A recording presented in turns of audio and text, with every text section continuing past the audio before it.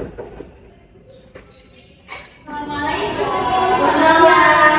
masuk Ibu. Bentar ya.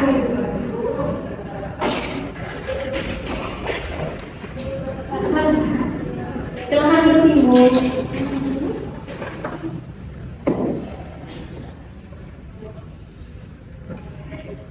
Baik, silakan Ibu. Terima kasih Mbak. Selamat siang Ibu. Perkenalkan, saya Marcella Priscilia selaku ahli gizi yang bertugas pada hari ini. Sebelumnya, kalau boleh tahu dengan Ibu siapa ya? Saya Ica, Mbak. Dan ini nenek saya, Mbak. Oma saya namanya Mas Seli. Oh baik, apa kabar Mas Seli? Oke ya. Kalau boleh tahu ada yang bisa saya bantu nih Mbak? Iya, Mbak. Jadi kemarin itu saya habis dari dokter kan, periksa nenek saya. Nah, sama dokternya itu suruh konsultasi ke ahli gizi di sini katanya. Jadi gimana ya, Mbak? Saya mau tahu keadaan nenek saya. Oke baik, berarti tujuan Ibu ke sini yang pertama karena dapat rekomendasi dari dokter ya. Nah, untuk itu boleh saya lihat rekomendasinya. Ini. Terima kasih Ibu. Baik Ibu, sebelumnya saya ingin menjelaskan ya Bu. Untuk sesi konseling kali ini kita akan melakukan sesi konseling selama kurang lebih 30 hingga 65 menit dan untuk waktunya sendiri fleksibel ya Bu. Kemudian diharapkan untuk Ibu menceritakan atau menjelaskan segala keluhan yang dialami oleh nenek sejelas-jelas mungkin dan seluruh informasi yang diberikan itu bersifat pribadi dan tidak akan saya sebarluaskan.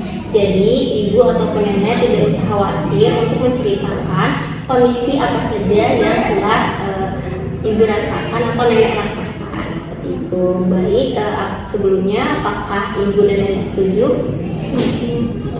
Bagaimana nenek setuju? Baik.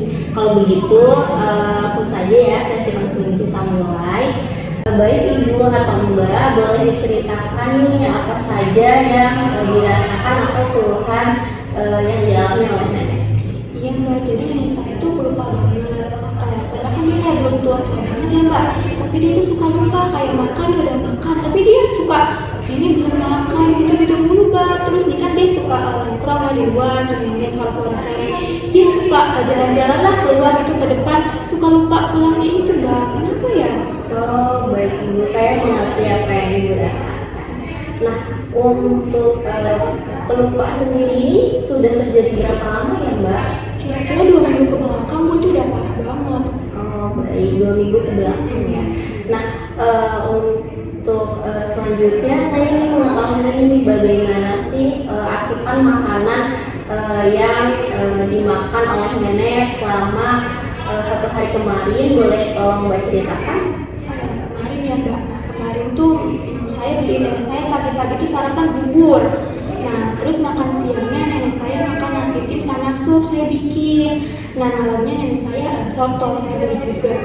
Nah, tapi pas makan nasi tim itu nggak habis, Bu. Nasinya suka isi saya gitu kalau makan nasi itu. Oh, Gitu. suka nggak bisa nih. Oh sakit. Berarti untuk nenek sendiri itu ada kesulitan dari penanganannya sendiri ya Bu. Ya. Oke, nah untuk asupan cairannya nih bisa diceritakan? Nah, kalau mau minum nih, nenek saya tuh suka minum yang manis-manis, Bu. Kalau nggak manis nggak mau minum ya. Iya, nggak enak katanya. Baik, saya mengerti apa yang nenek rasakan. Nah, setelah diceritakan tadi mengenai makanan dan minumnya, saya meminta waktu sebentar untuk melakukan analisis terkait apa yang nenek rasakan untuk menentukan diagnosisnya. Saya minta waktu sebentar ya Bu.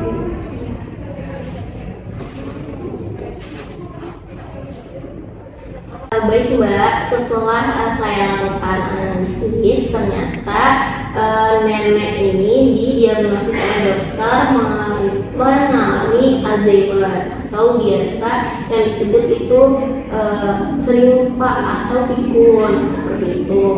Nah, mengenai riwayat makan dan asupan cairan yang telah diceritakan tadi, itu saya sarankan untuk mengganti tekstur makanannya, karena setelah tadi Mbak ceritakan itu kan terkadang nenek suka tidak habis ya ketika mengkonsumsi nasi, dan nenek juga ada kesulitan menelan.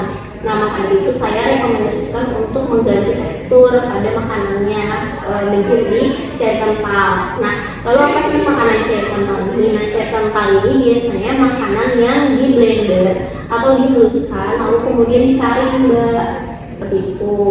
Nah, untuk asupan cairannya sendiri, nenek sebaiknya dikurangi ya untuk mengkonsumsi minuman-minuman manis, karena jika terlalu sering mengkonsumsi minuman manis itu akan mengakibatkan timbulnya berbagai penyakit di kemudian hari seperti diabetes mellitus dan berbagai penyakit komplikasi lainnya, sehingga diharapkan nenek bisa mengurangi minum minuman yang manis seperti itu. Kurangnya nenek. Nah, kemudian untuk porsi makan itu kalau misalkan tidak habis itu nggak apa-apa, Mbak, itu bertahap aja diberikannya. Berarti jangan dipaksa sebenarnya. Iya, betul sekali, jangan dipaksa. Jika hari ini misalkan diberikan seperempat piring gitu, terus kemudian dihabiskan gitu. Nah, di hari berikutnya itu bisa naik ke setengah piring. Jadi bertahap porsi yang diberikan. Berarti dari sedikit. Iya, betul sekali, sehingga nantinya tercapai tujuan untuk memenuhi kebutuhan si nenek. Kemudian untuk memperbaiki kesulitan menelan juga dengan pemberian makanan cair kental ini, diharapkan kesulitan menelan nenek itu dapat teratasi juga. Seperti itu, Mbak. Apakah ada yang mau ditanyakan? Kalau untuk pemberian makannya gimana ya, Mbak? Kalau sehari misalkan berapa kali gitu harusnya? Baik. Kalau untuk pemberian makanan itu disarankan untuk 3 kali makan utama dan 2 kali selingan. Makanan utama itu biasa makanan berat ya, dengan tekstur cair kental tadi. Nah, kemudian untuk selingan itu biasanya snack, tapi kembali lagi ya, diharapkan untuk memilih snack atau selingan yang bertekstur lunak. Itu.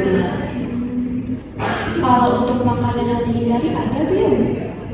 Kalau untuk makanan yang dihindari, karena nenek ini mengalami kesulitan menelan, maka sebaiknya dihindari untuk makan makanan yang keras, bertekstur keras. Nah, di sini saya ada leaflet yang berisikan mengenai penjelasan